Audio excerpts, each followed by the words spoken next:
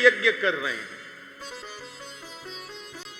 इनको राजगद्दी चाहिए इसलिए यज्ञ कर रहे हैं, इनको इंद्रासन चाहिए इसलिए यज्ञ कर रहे हैं, इसलिए उसने घोड़ा चुराया, यज्ञ में बाधा डाली। लेकिन जब उसको समझा कि इनको गद्दी नहीं चाहिए, जिसको श्रीनाथ जी के चरण मिले हुए हैं, जिसको जगन्नाथ जी की कृपा मिली हुई है, जिसको वृंदावन बिहारी का प्रेम मिला है, जिसको अयोध्यानाथ की छत्र छाया मिली हुई है, वो क्या करेगा इंद्रासन लेकर के महाराज। इंद्रासन तो कुछ भी नहीं है उसके आगे, कौड़ी भी नहीं है।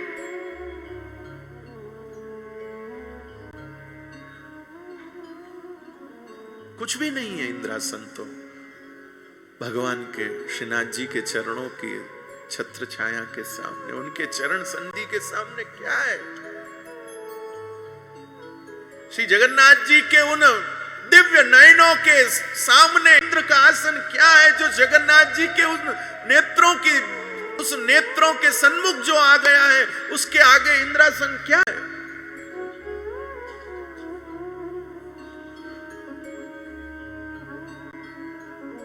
इसलिए ध्यान दें भाई, भगवान का भक्त जो करता है पद के लिए नहीं करता है कि मुझे पद मिले। इंद्र को अफसोस हुआ कि मैंने गलती करी, मैंने क्यों बाधा पटकी।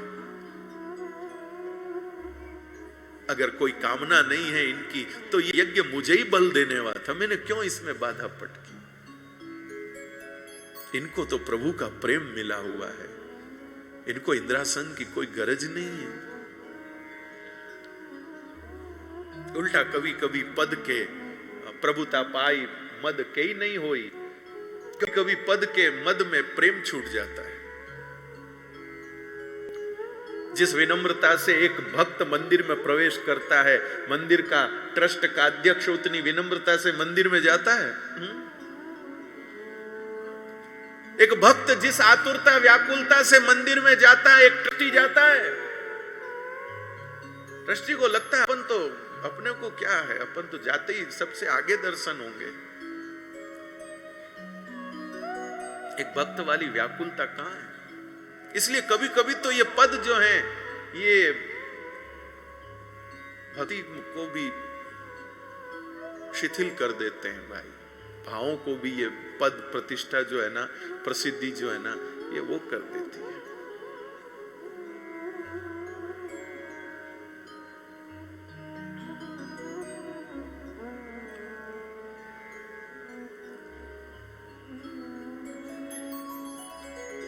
कृपानाथ कृपानाथ कृपानाथ, ध्यान से सुनते जाइए, हृदय में इस पर चिंतन करते जाइए, मनन करते जाइए।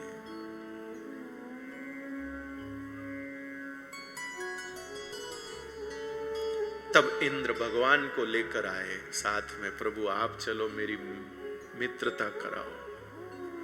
तब भगवान आए, भगवान ने कहा पृथु ये इंद्र हैं, ये माफी चाहते इन्होंने किया तो इसको माफ कर दे। आगे बढ़ के पृथु जी ने गले लगा लिया इंद्र को, मेरा कैसा बैर, मेरा कौन विरोधी। आपकी योजना से जो होता है वो होता है। आपने कहा माफ, ये लो माफ, ये लो माफ।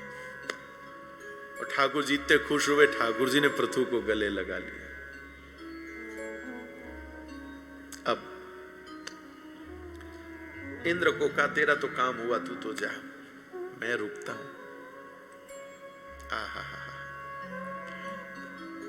भगवान कहते बोल पृथु तुझको क्या चाहिए। पृथु जी ने 3 वरदान मांगे। इससे पहले यहाँ कथा हुई तब भी शायद मैंने उसकी चर्चा करी, और भी कुछ कुछ कथाओं में करी। यहां भी थोड़ा संक्षेप में निवेदन करता हूं। एक वरदान पृथु जी ने मांगा, मुझे 10,000 कान दे दो। अरे ठाकुर जी ने कहा रे वाह पगले, 10,000 हाथ मांगने चाहिए, कुछ और 10,000 हाथियों का बल मांगना चाहिए, और कुछ ऐसा मांगना चाहिए। 10,000 कान लेके क्या करेगा। पृथु जी कहते 2 कानों से कथा सुनते हुए तृप्ति नहीं होती, इसलिए इतने कान चाहिए, मैं इतने कान से आपकी कथा सुन। अच्छा दूसरी चीज क्या चाहिए। बोले प्रभु जैसे लक्ष्मी जी आपकी चरण सेवा करती है ना, ऐसे मेरे को भी आपकी चरण सेवा कर। पृथु जी कहते इससे आपके झगड़ा हो जाएगा घर में, क्योंकि लक्ष्मी जी को बहुत बुरा लगेगा कि जो मैं सेवा करती हूं आपने दूसरे को कैसे दे दी। लेकिन मेरे को पता है आप मुझे निराश नहीं करोगे। आप लक्ष्मी जी को नाराज कर सकते हो पर अपने भक्त को निराश नहीं कर सकते। कुछ लोग कहते भाई क्या करें, दोस्तों में होता है ना, कभी कभी ऐसे कोई मित्रता में कोई ऐसा प्रसंग आप पड़ता है तो वो बेचारा दोस्त कहता है भाई क्या करें, भाभी जी तेरी भाभी को नाराज नहीं कर सकते, क्या करें तेरी भाभी को नाराज नहीं कर सकते, मत करो भाई, ओ आप मत करो। लेकिन हमारे ठाकुर जी कहते हैं मेरे लिए तो भक्त प्रथम है। पृथु जी कहते हैं मुझे पता है मैं जो सेवा लक्ष्मी जी करती हैं वो सेवा अगर आप मेरे को दोगे तो लक्ष्मी जी नाराज ही होंगे, इतने वर्षों से वो सेवा कर रही है भाई। और अचानक ठाकुर जी जब उनको कहेंगे कि अब आप रहने दो, पृथु ये सेवा करेगा, तो उनको बुरा लगेगा, वो नाराज होंगी, आपके गृहस्थी में झगड़ा हो जाएगा। लेकिन मुझे फिर भी विश्वास है आप मेरा ही साथ दोगे।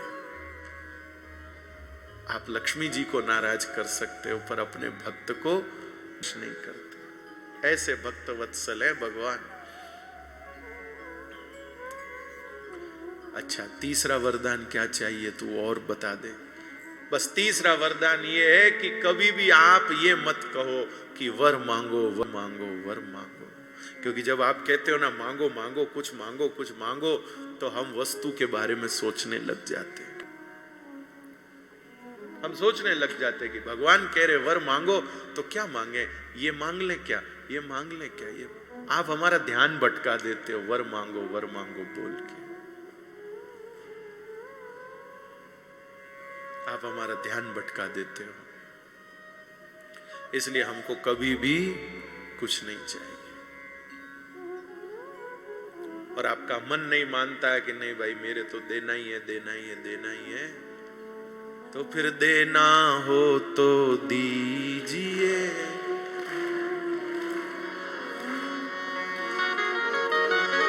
और कुछ नहीं चाहिए, इतना है। ओ मेरे सिर पे रख दे ठाकुर,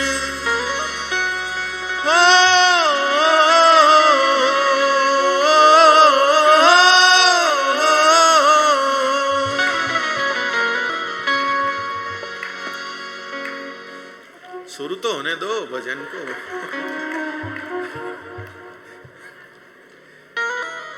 हो मेरे सिर पे रख दे ठाकुर, हो अपने ये दोनों हाथ,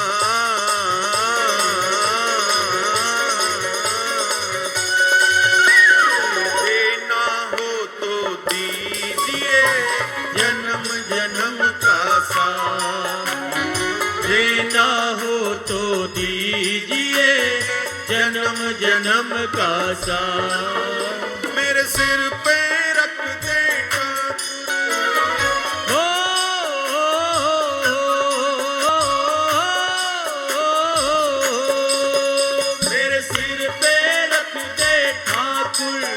अपने ये दोनों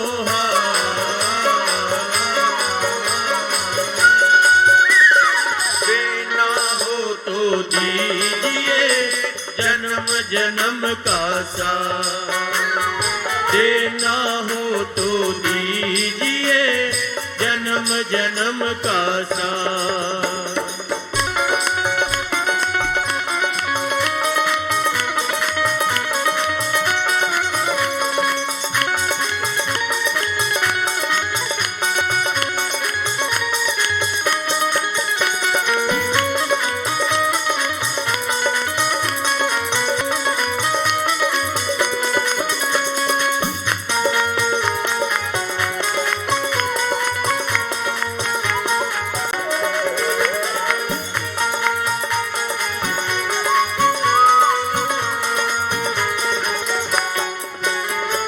झुलस रहे हैं गम की धूप में, प्यार की छाया कर देना।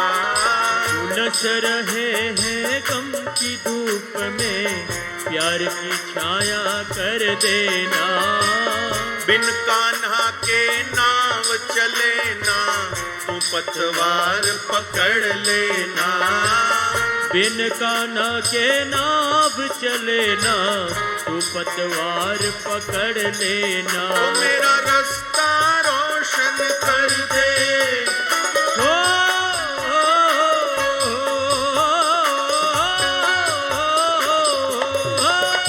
मेरा रास्ता रोशन कर दे, सारी अंधियारी रात।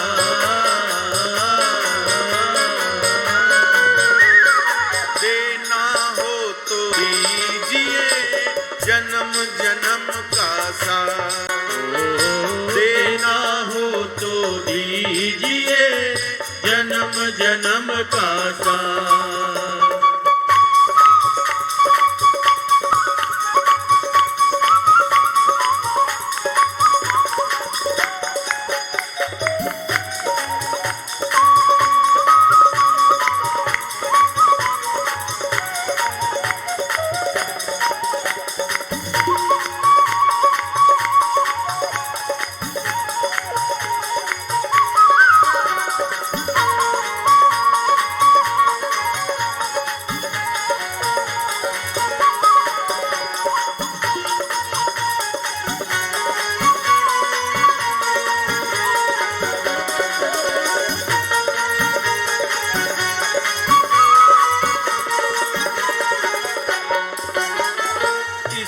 जन्म में सेवा देकर बहुत बड़ा एहसान किया। इसी जन्म में सेवा देकर बहुत बड़ा एहसान किया। तू ही गोविंदा तू ही गोपाला, मैंने तुझे पहचान लिया। तू ही गोविंदा तू ही गोपाला, मैंने तुझे पहचान लिया। वो तेरा साथ रहे जन्मों तक,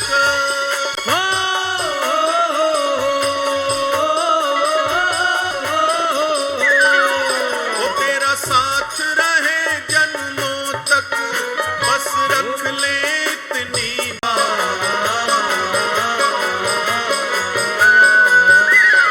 देना हो तो दीजिए जन्म जन्म का साथ। देना हो तो दीजिए जन्म जन्म का साथ।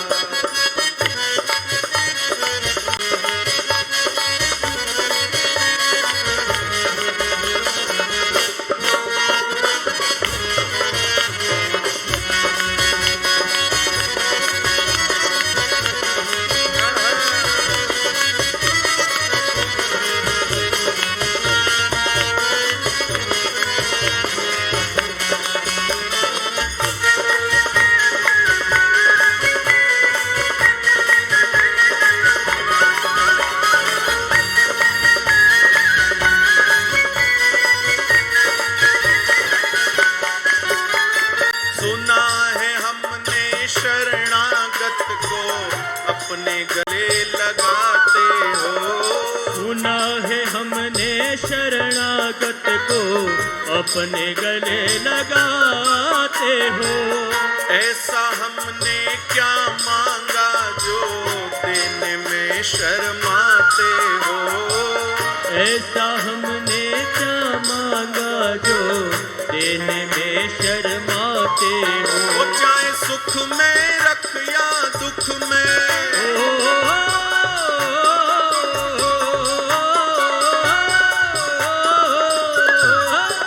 चाहे सुख में रख या दुख में, बस होती रहे मुलाकात। देना हो तो दीजिए जन्म जन्म का साथ। देना हो तो दीजिए जन्म जन्म का साथ। मेरे सिर पे रख दे ठाकुर,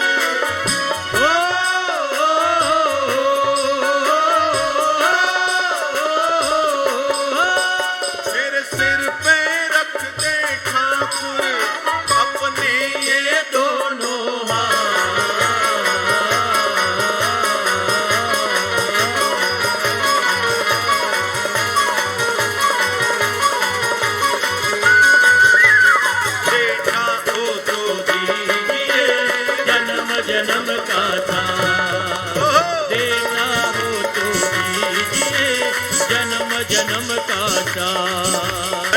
कृष्णा राधे कृष्णा कृष्णा कृष्णा राधे राधे राधे श्याम श्यामा श्याम श्याम राधे राधे राधे कृष्णा कृष्णा कृष्णा राधे राधे राधे श्याम श्याम श्याम राधे राधे राधे कृष्णा कृष्णा कृष्णा राधे राधे राधे श्याम श्याम श्याम राधे राधे राधे राधे कृष्णा कृष्णा राधे राधे राधे श्याम श्याम श्याम राधे राधे कृष्णा कृष्णा कृष्णा राधे राधे राधे राधे श्याम श्याम श्याम राधे राधे राधे राधे कृष्णा राधे राधे राधे श्याम श्याम राधे राधे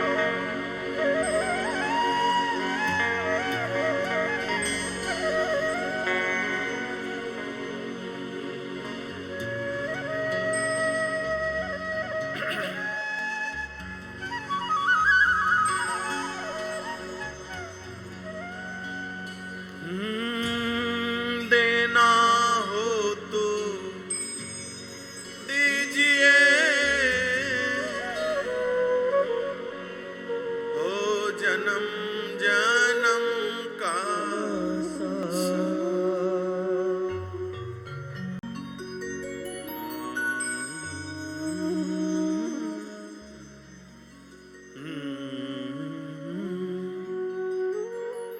कृपानाथ, ऐसा श्री भगवान के प्रति पृथु जी महाराज का प्रेम था। पृथु जी महाराज के प्रपौत्र प्राचीन बरही राजा हुए, जिनको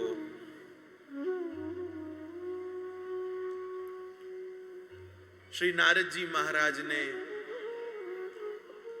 वैराग्य का उपदेश दिया पुरंजनोपाख्यान के माध्यम से। एक वैराग्य की छोटी सी परिभाषा आपको बताता हूं। सब कुछ त्याग करना, यह तो वैराग्य की उच्चतम स्थिति है ही, लेकिन कामना की पूर्ति के लिए किसी को कष्ट देना बंद कर दिया, यह भी एक प्रकार का श्रेष्ठ वैराग्य है। अपनी कामना की पूर्ति के लिए किसी को कष्ट देना बंद कर दो।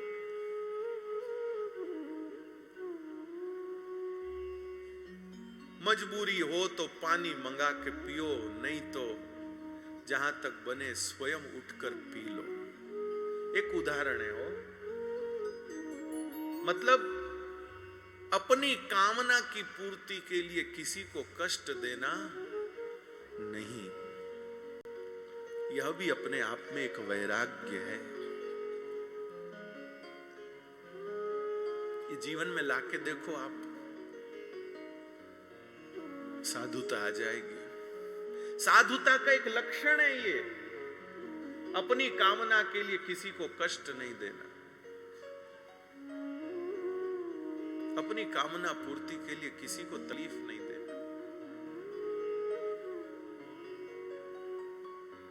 हम देते हैं, मैं भी देता ही होऊंगा।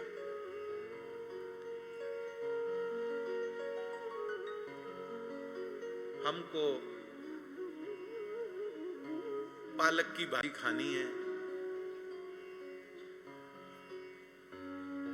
और हम अपने पड़ोसी को फोन लगा रहे हैं, शर्मा जी घर आ गए क्या?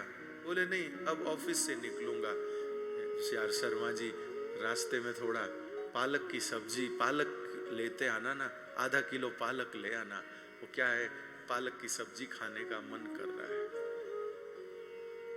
आपका मन कर रहा है तो निकलो ना घर से बाहर। देखो, इसका मतलब ये नहीं कि आप किसी को काम ही न बोले, किसी को कार्य ही न बताए। इसका मतलब ये नहीं, अब आपको अपने, अब माताएं बहनें बैठी हैं, आपको घर में सामान के लिए पति को बोलना ही पड़ेगा ना। बात वो नहीं है, लेकिन अब उदाहरण मेरे को यही मिल रहे हैं। बाकी मूल भाव ये है, अपनी कामना की पूर्ति के लिए किसी को कष्ट न दे। अब सब्जी आप अकेले नहीं, घर के सब लोग खाने वाले हैं, तब बता दिया, कोई बात नहीं। लेकिन अपनी व्यक्तिगत कामनाओं के लिए किसी को तकलीफ नहीं देना, ये एक साधुता है, ये एक वैराग्य है।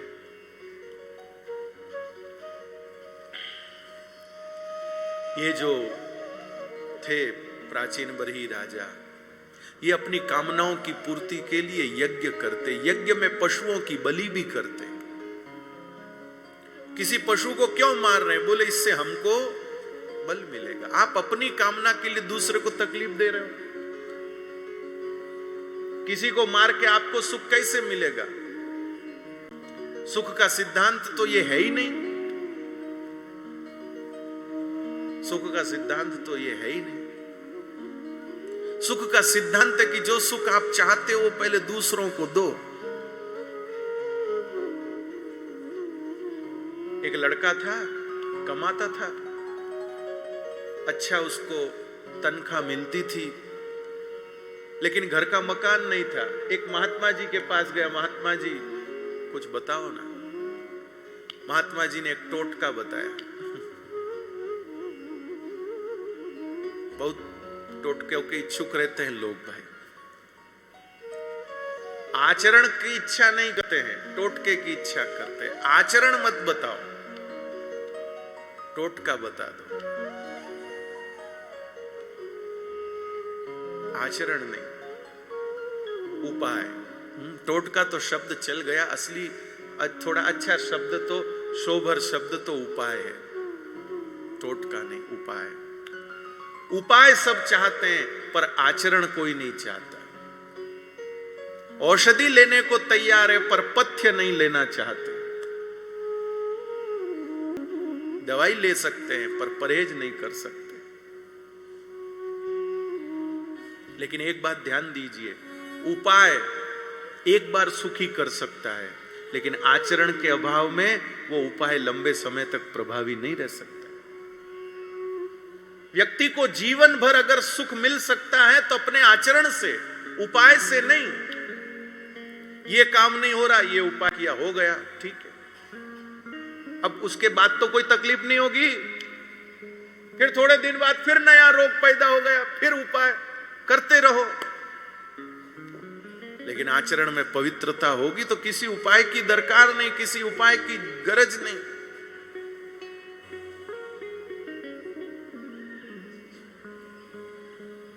तो उसने कहा, महात्मा जी कोई उपाय बताइए ना।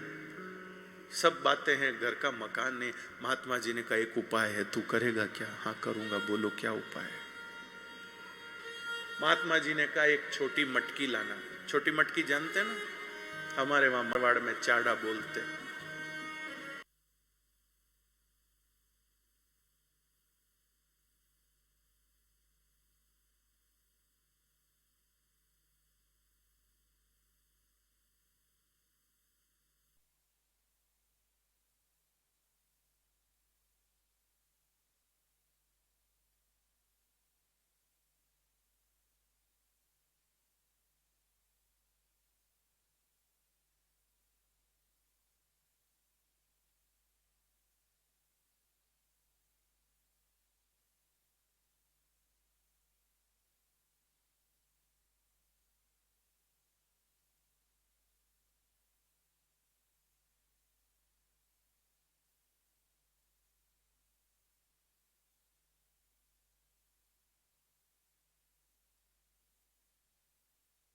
निकला उससे तेरे को भी घर बन गया।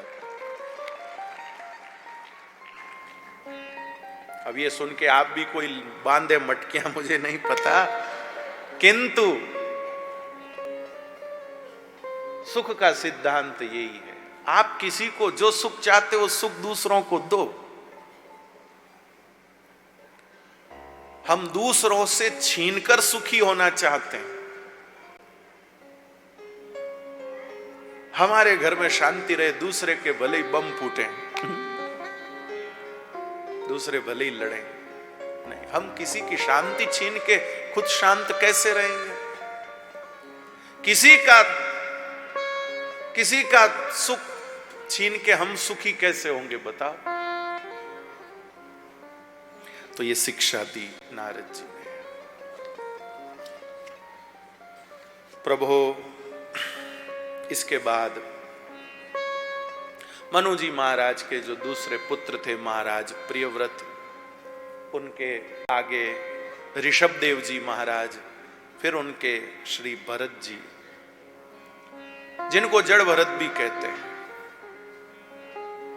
आपको पता है, प्रसिद्ध कथा है कि वो एक मृग में फंस गए, मृग के अंदर आसक्त हो गए।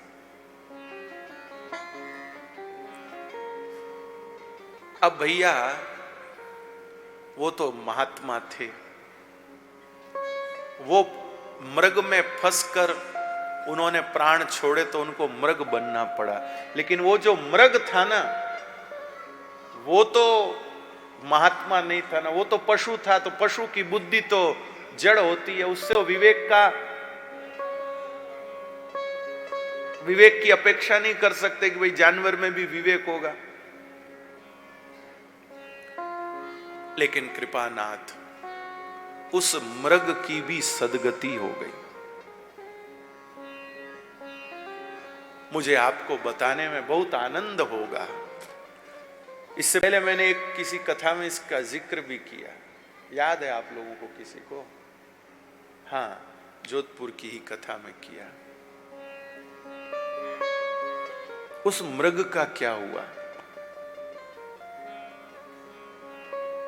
आहा, मुझे उस मृग की अंतिम गति बताने में बहुत प्रसन्नता होती है,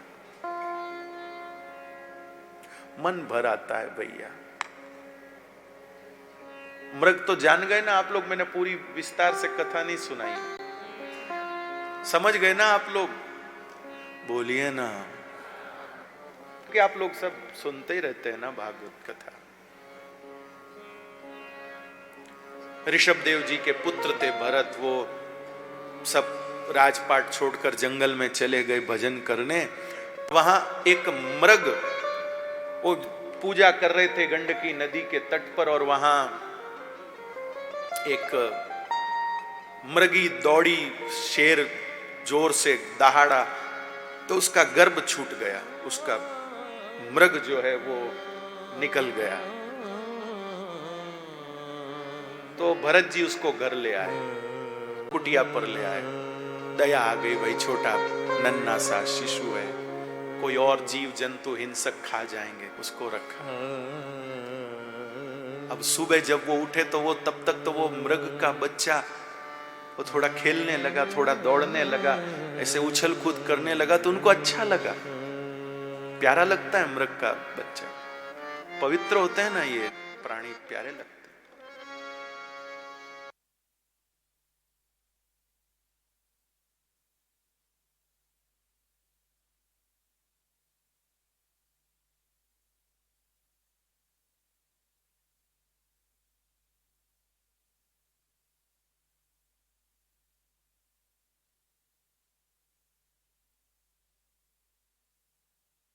बैठते थे, ठाकुर जी की पूजा करते थे, तो इधर उधर से चरता चरता वो इनके पास आ जाता, तो इनके पास आ जाता तो ये उसको अपनी गोदी में बिठा लेते ऐसे पकड़ के, और पूजा करते रहते। आप लोगों के साथ भी होता होगा, आप पूजा करते होंगे ना, आपका पोता पोती कोई भी बच्चे आ जाते हैं, दादी नानी दादी नानी, तो आप उनको पकड़ के गोद में बिठा के और फिर ऐसे उनको दबा के और पूजा अपना करने लगते हैं, ऐसे करने लगते हैं। अब वो कभी कभी क्या कि वो गोदी से निकल जाता, चंचल निकल जाता, और निकल के क्या करता, वो इन भरत जी का कपड़ा जो है ना मुंह में दबा लेता और ऐसा खींचने लगता। जब वो खींचने लगता तो भरत जी के पास में, भरत जी उसको छुड़ाने के लिए क्या करते थे, उनके पास में भगवान का चरणामृत का पात्र रखा होता था, ऐसे वो पात्र उसके आगे बढ़ा देते, तो वो जो मृग का बच्चा है ना वो छोड़ करके और उस पात्र में से भगवान का चरणामृत पीने लगता। शालिग्राम जी की सेवा करते थे तो उनका वो जो स्नान का जल होता था वो पीने लगता था वो मृग का बच्चा। ऐसे रोज होने लगा। रोज वो बच्चा आता, गोदी में बैठता, उछलता, चला जाता, कपड़ा खींचता, वो रोज चरणामृत बढ़ा देते। वो मृग का बच्चा रोज चरणामृत पीने लगा, रोज चरणामृत पीने लगा वो मृग का बच्चा। बहुत ध्यान से सुनिएगा, वो मृग का बच्चा रोज चरणामृत पीने लगा।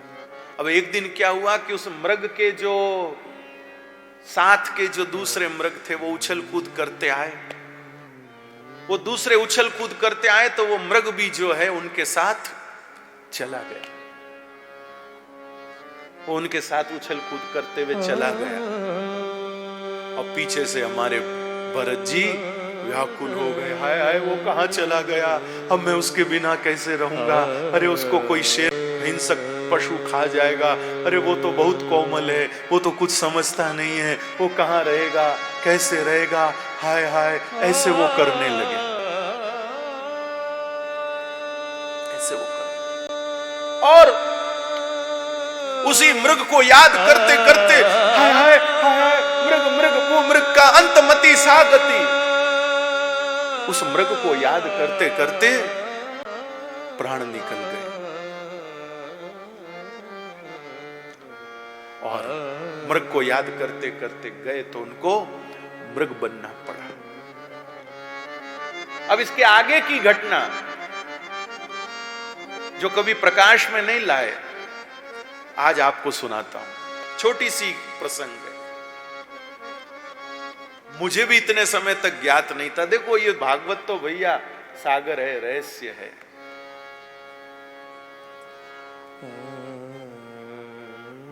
तो भरत जी तो मृग को याद करते करते उनके प्राण चले गए। अब इधर वो जो मृग था ना, वो छोटा बच्चा, वो अपने झुंड में चला गया।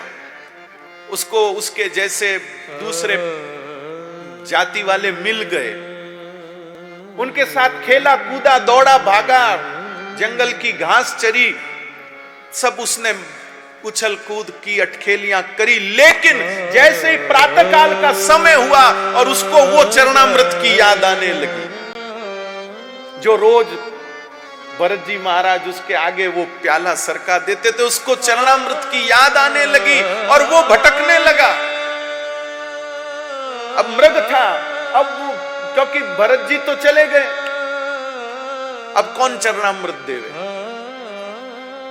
लेकिन उसे याद आने लगी कि रोज जो मैं उसका कपड़ा खींचता था और वो जो प्याला के करते थे, वो जो स्वाद, वो जो रस, वो दिव्य रसायन मेरे को चाहिए। अब वो पशु मुंह से बोल तो नहीं सकता, लेकिन चरणामृत की आस मन में लेकर उस हरिण ने प्राण छोड़े।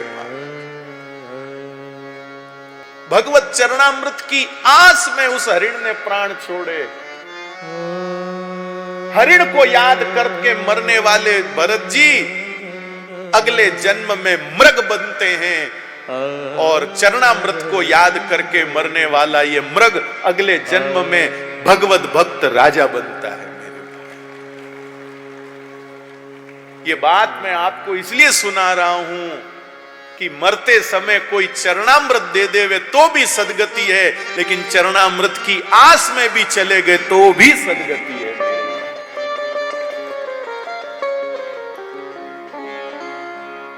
मुझे इतना सुख मिला ये सुन करके, ये कथा जान करके, मैं आपको बता नहीं सकता। हम लोगों को चाय की आदत है, चरणामृत की आदत क्यों नहीं है? जिस दिन चाय नहीं मिले उस दिन हमको चक्कर आते हैं, चरणामृत नहीं मिले उस दिन क्यों नहीं होता ऐसे?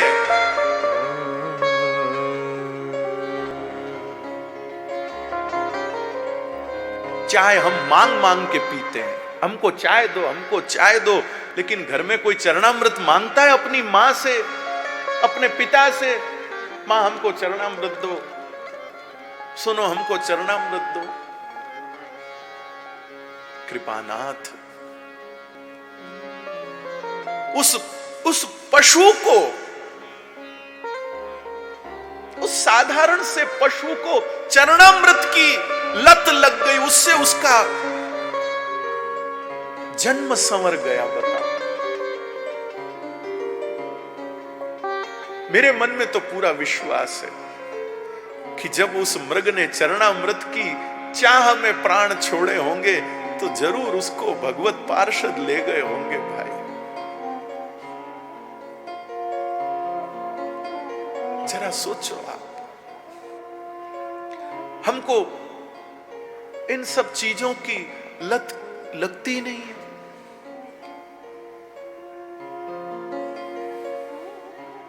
चरणामृत हमारे जीवन में भी ऐसा होना चाहिए भाई।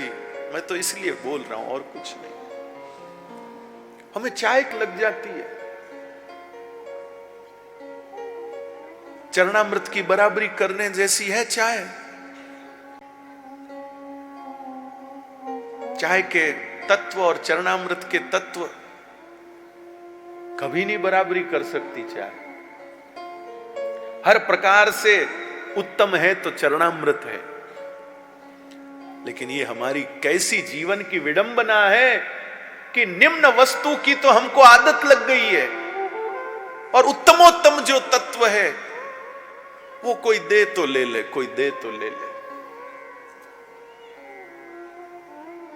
बताओ, निम्न वस्तु की तो हमें आदत हो गई है, उसके बिना रह नहीं सके, चक्कर आवे, लो मांग के लेवे। कहीं प्रसाद बट रहा हो तो हाथ बढ़ाकर लेने में शर्म आती है, और चाय कहीं पर हो रही हो तो चाके ले लेंगे, कोई शर्म नहीं हुआ।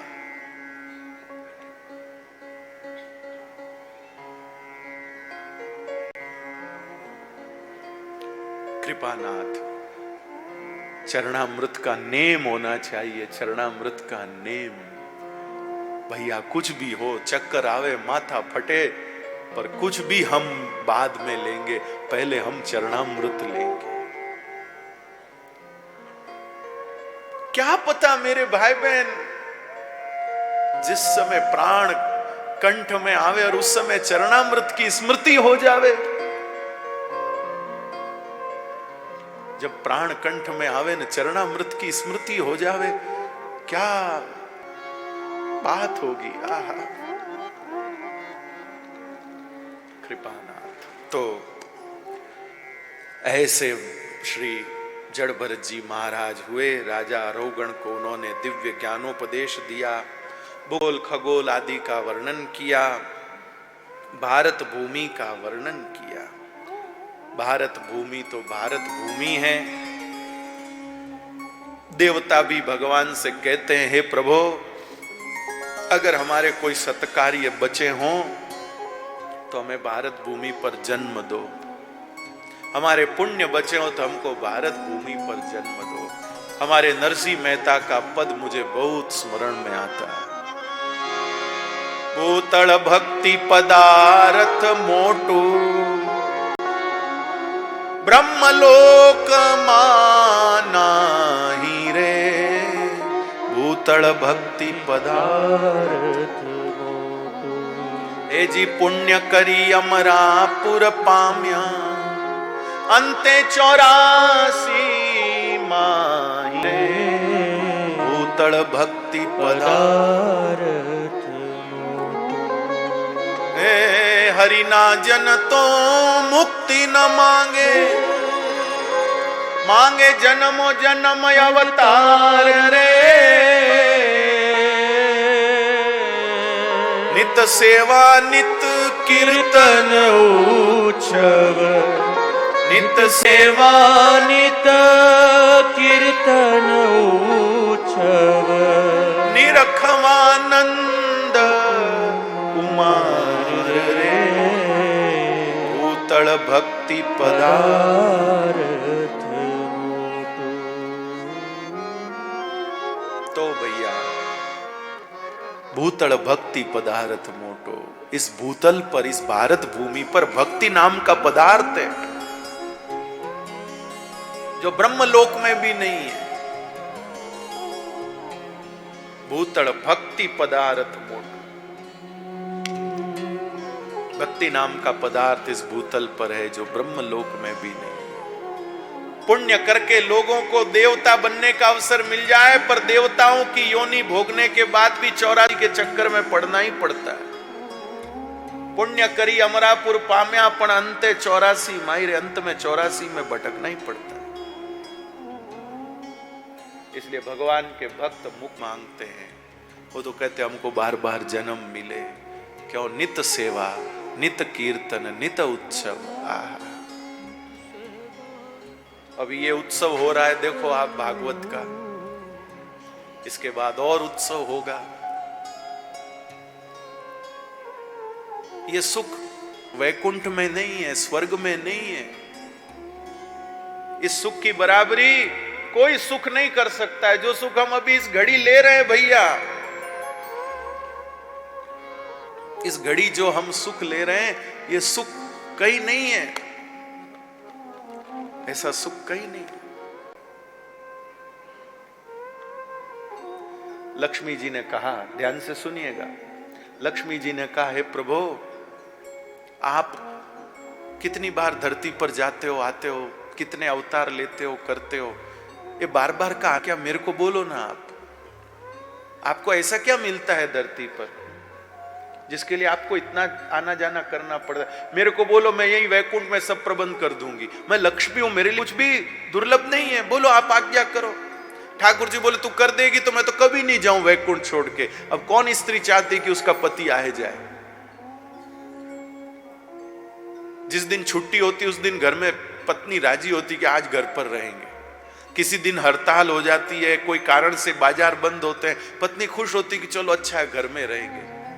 पति कहता तू खुश हो रही है कि मैं घर में रहूं?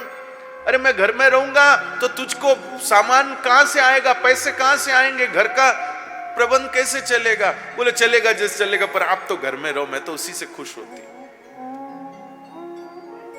एक गृहिणी का सुख रहता है कि मेरे स्वामी घर में रहें। तो लक्ष्मी जी ने कहा मैं तो बहुत खुश हूं कि आप वैकुंठ में रहोगे, बस आप झटपट बता दो आपको क्या यहां पर उपस्थित करना है। तो ठाकुर जी ने कहा एक तो जन्म देने वाली मां लाके दे दे, एक दूध पिलाने वाली गाय लाके दे दे, फिर मैं कहीं नहीं जाऊं। लक्ष्मी जी ने कहा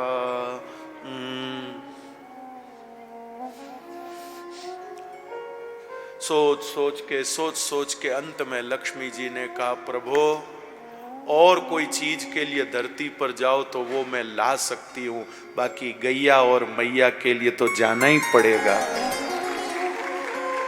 गैया और मैया इस भारत में ही मिल सकती है और कहीं नहीं मिल सकती। मां का प्यार और गैया का गव्य ये और कहीं नहीं मिल सकता। मां का प्यार, गाय का दुलार,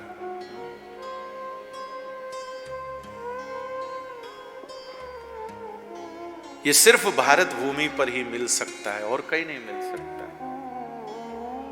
ये सिर्फ भारत भूमि पर ही मिल सकता है। इसलिए देवता भी भारत भूमि पर जन्म लेने को तरसते हैं। कृपानाथ। इस प्रकार नरकों का वर्णन किया।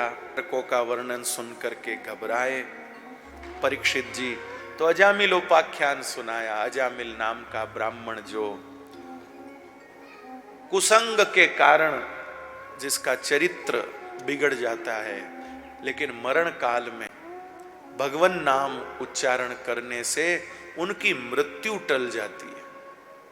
भगवत पार्षद रक्षा करते हैं, मृत्यु टल जाती है, लेकिन बाद में जो वक्त उनको मिलता है बचा हुआ समय, उस समय को उन्होंने फिर भजन में बिताया, तब उनकी सदगति हुई।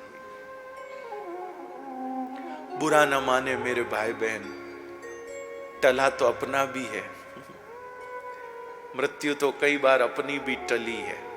आप प्लीज बुरा मत मानना हो, मैं किसी को खड़ा नहीं करने वाला, लेकिन हम में से कितने ही लोग हैं जो ये स्वीकार करते हैं मरते मरते बचे, मरते मरते बचे। हम सब अजामिल जैसे ही हैं, मर ही रहे थे, लेकिन भगवान ने बचाया, भगवान ने बचाया। लेकिन भगवान के बचाने के बाद हमारा जीवन जैसा भगवान के लिए होना था वैसा नहीं हुआ।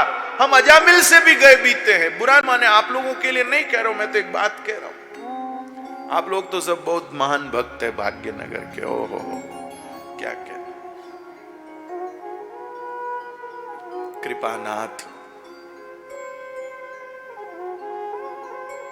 अजामिल ने कम से कम इतना तो किया, समझ गया, भगवान को भूला, उसी से ये हाल हुआ है। जगत को माना कि हाँ दुनिया मुझे सुखी करेगी, ये फंसा दिया दुनिया ने। तो कृपानाथ। उसके बाद देवासुर संग्राम की चर्चा करते, ये तो चलता ही रहता है, देवता और असुरों का आपस का द्वंद्व। एक बार देवगुरु बृहस्पति जी देवताओं से विलग हो गए, रुष्ट हो गए। असुरों ने अवसर का लाभ उठाकर देवलोक पर आधिपत्य कर लिया। गुरु की प्रसन्नता, शिष्य को वैसे ही विजय दिला देती है। हमारे गुरु प्रसन्न रहने चाहिए। देखो भाई, एक बात सुनो, मैं अधिकारी तो नहीं हूं बोलूं जिसमें गुरु पूर्णिमा आ रही है। दो तरह के गुरु होते हैं। अब कलयुग में करना पड़ रहा है, ये अंतर तुलना करनी पड़ रही, बाकी किसी समय में जरूरत नहीं होती थी। एक गुरु जो वस्तु से राजी होते हैं, एक गुरु जो वस्तु से राजी होते हैं। आप छबड़ी भर के मेवा ले आए, बड़ा सा लिफाफा ले आए, गुरुजी खुश हो वाह, उनको तो गदगद हो जाए। भगत तो ये है। और एक गुरु है जो आचरण से प्रसन्न होते हैं। तुम जीवन कैसा जी रहे हो मेरे भाई बहन? एक गुरु वस्तु से राजी होते हैं, एक गुरु आचरण से राजी होते हैं। कलयुग में दोनों टाइप के मिल जाते हैं। अब किसको कैसे मिले तो भगवान जाने या वो जाने,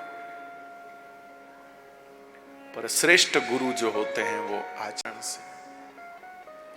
हमारे जोधपुर में कई ऐसे संत हुए, उनके पास उनके शिष्य जाते स्वादिष्ट भोजन लेकर के। हमारे वहां एक व्यंजन बनता है खीच, आप लोग भी बनाते हैं, पर बुरा मत मानना, वो मारवाड़ वाला स्वाद नहीं आता। अब गैस के ऊपर बनने वाले खींच में कहां से वो आएगा? रेडीमेड तो कूटा हुआ मशीन से, मिक्सी से उसको तैयार हो गया। हाथ से बनाया हुआ, चूल्हे पर सिजाया हुआ, वो अलग ही बात होती है। तो कभी कभी घर में बनता तो शिष्य का मन करता मैं मेरे गुरुजी के लिए लेके जाऊं, तो लेकर के जाते गुरुजी के पास। गुरुजी खींच खाओ। गुरुजी के पहले बता राम राम क्या करता है तू, पहले बता तूने सेवा कितनी करी, सेवा यानी आश्रम की नहीं, तूने गाय को रोटी दी, तू भजन कितना करता है, माता पिता की कितनी सेवा करता है। उस सब बातों से गुरुजी को समाधान होता, तब गुरुजी खींच लेते, नहीं तो कहते ले जा तू तेरा खींच, ले जा घर, नहीं खाएंगे हम। क्यों खाएं? तू हमारी बात तो मानता नहीं है, हम किस बात पर तेरा खींच खाएं भाई? बात मान पच भाटा खा लेवा, तू बात मान, खींच के ये भाटे खा लेवा। कहनो मानो नहीं इनके मान खींच खाओ, क्या न खींच खा ले। कृपानाथ। और जो बात मानते हैं उनके घर से लूखी रोटी चटनी भी आती तो महात्मा जी हाथ में लेके चाव से खाते, बहुत बढ़िया लाया, बहुत बढ़िया लाया। एक गुरु हैं जो वस्तु से राजी होते हैं। ओहो वाह, बढ़िया पश्मीना की शॉल लाया है, क्या बात है, ओ वाह। ये नहीं पूछते गुरुजी की पश्मीना की शॉल किन रुपयों से आई है, क्या व्यापार किया है, क्या बेचा है, क्या झूठ कपट किया, क्यों अपने क्या पड़ी है, इना कर्म धर्म ए जाने। अपने को तो अपन ने तो कुछ मांगा नहीं, इन्होंने अपने से दिया। मैंने तो कहीं शास्त्र में पढ़ा है कि शिष्य के उल्टे कर्म का छठा भाग गुरुजी को भोगना पड़ता है। तो इसी चक्कर में गुरु बनता नहीं, डर लगता है भाई बन तो जाए लेकिन चेले कहां मिलेंगे। ऐसे लगभग गड़बड़ सबके जिंदगी में चलती, छठा हिस्सा अपने भोग लो। यानी वो जो गड़बड़ करेंगे उस पाप के 6 भाग होंगे और उसमें से जो छठा भाग है वो गुरुजी लो। यहां तो पश्मीना की 100 लोड़ो और बाद में भैया वो भाग भोगो भैरे, डर लगता है। लो गुरुजी, ये अमेरिका का मेवा है, हम लाए आपके लिए। गुरुजी बहुत राजी होते हैं, बहुत सुंदर, लेकिन कहां से आए, कैसे आए, क्या पर अपने क्या फर्क पड़ता है, अपने आउन दो। बहुत हिसाब भारी होता है भाई रे, बहुत हिसाब भारी होता है।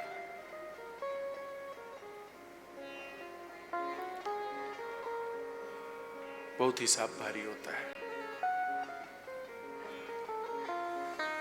तो अब क्या करें, तो एक ऋषि थे, त्वष्टा ऋषि, उनके पुत्र थे विश्वरूप जी, उनको कुछ थोड़ा समय के लिए गुरुजी बना लिए।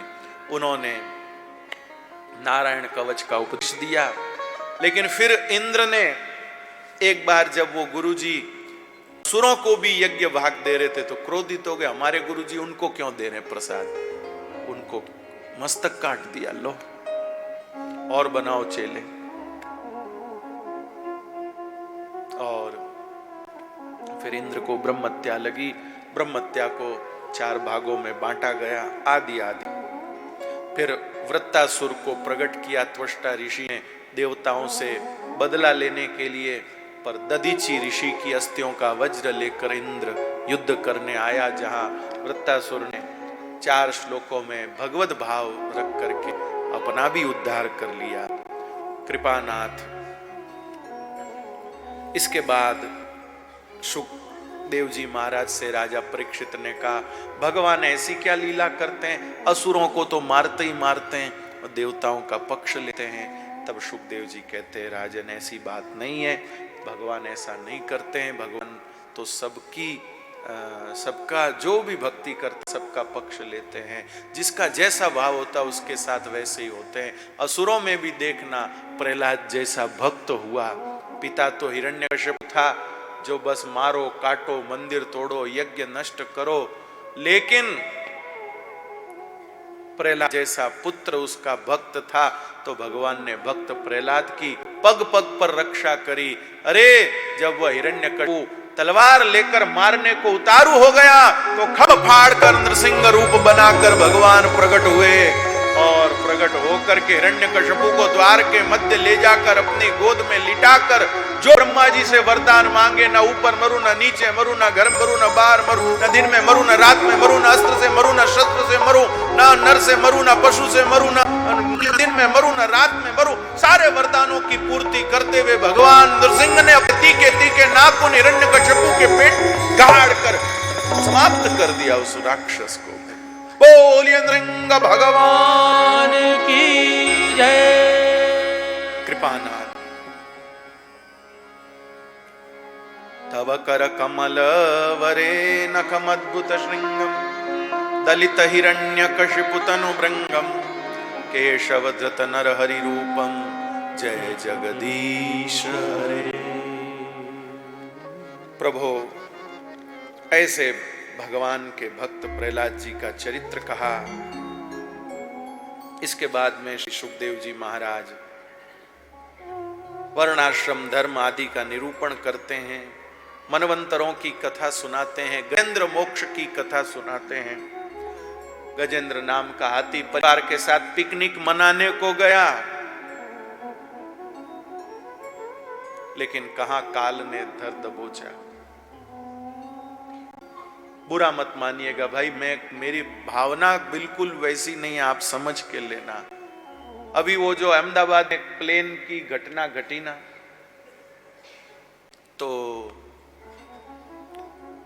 उसमें से बहुत सारे लोग घूमने भी तो जा ही रहे होंगे, कुछ लोग काम से जा रहे होंगे, कुछ लोग घूमने भी जा रहे होंगे, लेकिन जैसे गजेंद्र के पांव को ग्राह ने पकड़ा, ऐसे वहां भी काल उपस्थित हो गया, काल रूपी ग्राह। बस मेरे भाई बहन, मैं तो यही सोचता हूं कि वहां अगर उन लोगों में भगवत भक्त कोई होंगे तो उनको अगर 2 सेकंड भी मिले होंगे ये सोचने के लिए कि अब हम